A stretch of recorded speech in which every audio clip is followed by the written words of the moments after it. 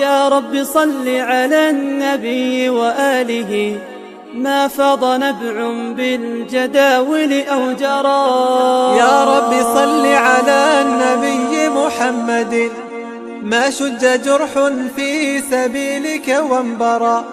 صلوا على المختار أحمد، إنه أزكى الأنام وخير من وطئ